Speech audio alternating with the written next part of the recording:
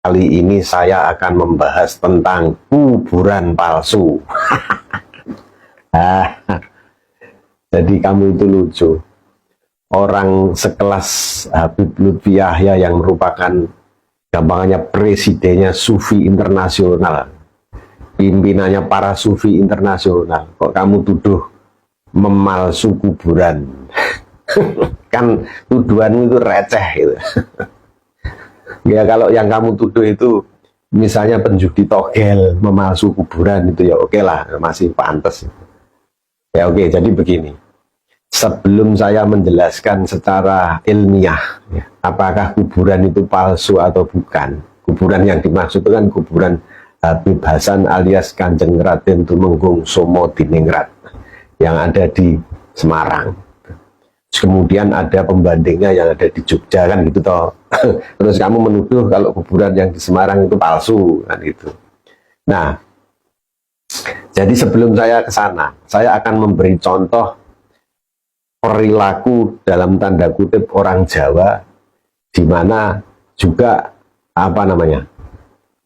membuat kuburan-kuburan yang banyak terhadap satu tokoh. Contoh ya, Adipati Terung, itu kuburannya ada di Sidoarjo, ada di Lamongan, ya, ada juga di Kudus, Jawa Tengah.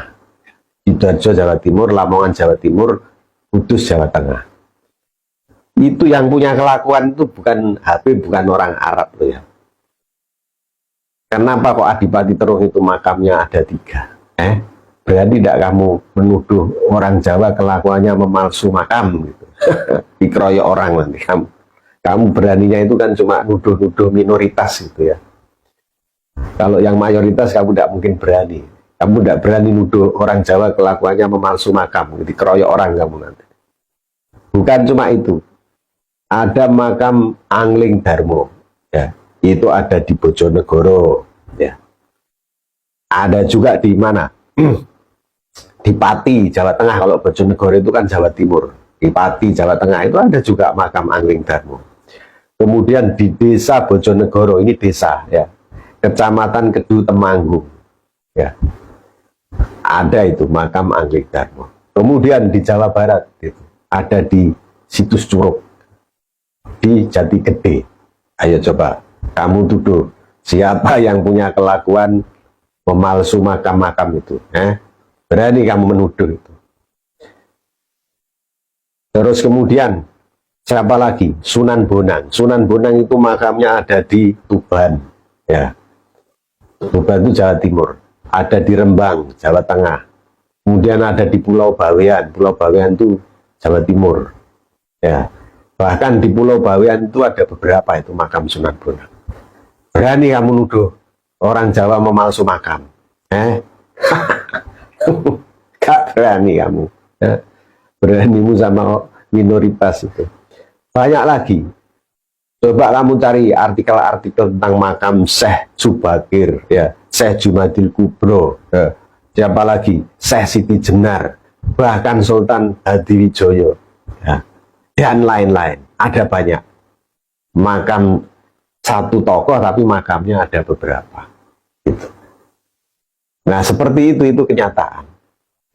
Entah itu alasannya petilasan atau apa, ya, atau klaim yang benar di sini, yang benar di situ. Yang jelas, yang namanya perbedaan klaim itu ternyata sudah lumrah terjadi di Jawa. Ya. Saya nggak tahu ya, kalau di luar Jawa itu ada tidak makam ganda. Ya. Nah sekarang saya beralih kembali ke makam dari Habib Hasan. Habib Hasan itu kenapa kok diberikan gelar bangsawan Kanjeng Raden Tumenggung? Karena beliau itu menjadi mantu dari Sultan Hamengkubuwono II. Nah, riwayat salah satu versi riwayat sejarahnya itu begitu. Nah, mau orang mana aja, orang dari suku apa aja, kalau sudah masuk ke dalam keluarga bangsawan Jawa, diakui menjadi keluarga atau jadi menantunya bangsawan Jawa, maka dia bisa diberikan gelar bangsawan Jawa. Begitulah. Nah, ini perlu saya jelaskan supaya kamu nggak selalu salah paham terus. Nah, repot. IQ 76 ke bawah itu. Nah, jadi itu sudah menjadi kajian ilmiah. Ada dulu mahasiswa S2 Universitas Islam Negeri Sunan Kalijaga, UIN Sunan Kalijaga, namanya Siti Fatimah, tahun 2019 membuat tesis. Tesis ini beneran loh ya, bukan kayak tesis abal-abalnya si Imad itu. Jadi ini tesis ini memang dalam rangka kuliah S2, ya, ada pembimbingnya, lalu ada pengujinya, dan sudah diuji lulus. Nah, kemudian tesisnya Siti Fatimah ini dibantah oleh hasil penelitiannya Yasir Arafat, dosen atau akademisi UIN Sunan Kalijaga juga. Yasir Arafat yang saya maksudkan di sini bukan pimpinan PLO almarhum Palestina itu, bukan. Nanti kamu salah paham lagi. Nah, tapi ini ilmiah berbantahan dengan ilmiah. Nggak seperti kalian itu, nggak seperti kamu yang kalau tidak mendapatkan argumen, ya, ada orang yang menjelaskan ilmiah lalu kamu ngomong budak Yaman, antek penjajah. Nah, itu yes, bisamu cuman begitu-begitu kan. Jadi apa? Makam Habib Hasan ini makam yang sungguh-sungguh benar ada, bukan makam palsu. Menurut Yasir Arafat tadi, meskipun dia tidak mengakui itu sebagai Kanjeng Raden Tumenggung Sumodiningrat, Yasir Arafat memberi solusi, ya berarti itu makam Habib Hasan yang bukan KRT Sumodiningrat. Nah, seperti itu. Artinya itu makam beneran, makam Habib beneran, makam leluhurnya Habib Lutfi Yahya. Nah, yang namanya makam leluhur itu kan memang makam itu sudah ada dari zaman-zaman orang tuanya, kakek neneknya kan begitu. Ya, terjaga di situ. Nah, jadi di situ ada makam Habib Hasan AS Kanjeng Raden Tumenggung Sumodiningrat yang ada di Semarang dan ada yang di Jogja. Nah, oleh karena itu sama Yasir Arafat tadi, ya udah, ya berarti makam KRT Sumodiningrat itu yang ada di Jogja, sedangkan yang ada di Semarang itu adalah makam dari Habib Hasan.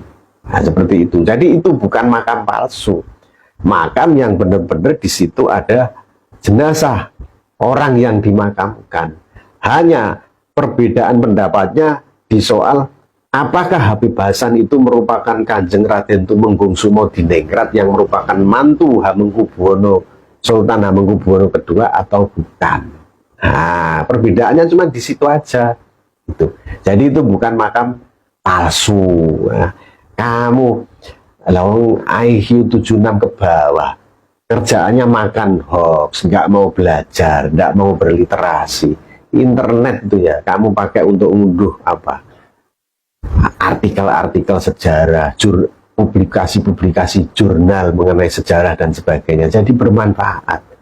Nggak cuma cuma buat membaca gosip, isu, fitnah yang kamu tidak mau belajar sejarahnya bagaimana. Nah, itu resiko menjadi mukimat itu memang seperti itu ya.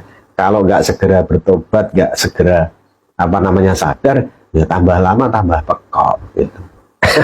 Jadi begitu. Saya melakukan seperti ini itu untuk apa? Saya nggak peduli kamu bilang saya itu antek Yaman, budak Yaman dan sebagainya, itu terserah. Memang otakmu itu rasis seperti itu. Tapi saya sebagai seorang muslim, saya punya kewajiban tawasau bil haq. Nasihat menasihati di dalam kebenaran. Soal kamu menerima atau tidak itu ya urusanmu. Yang penting saya sudah menjalankan kewajiban saya untuk untuk menasihati di dalam kebenaran ini. Saya pasti sabar kalau cuma omonganmu yang kasar-kasar begitu. Makanya kan begini, saya juga bisa menggunakan prinsip takabur alal mutakabir sodakoh gitu. Jadi saya menggunakan istilah mukimat, kamu pekok dan sebagainya, itu kesombongan saya sebagai sedekah terhadap kamu yang juga sombongnya melebihi saya gitu. Kan begitu toh kamu itu sombongnya ya nggak ukuran. Setiap orang yang berbeda pendapat sama kamu itu kamu selalu bilang budak Yaman,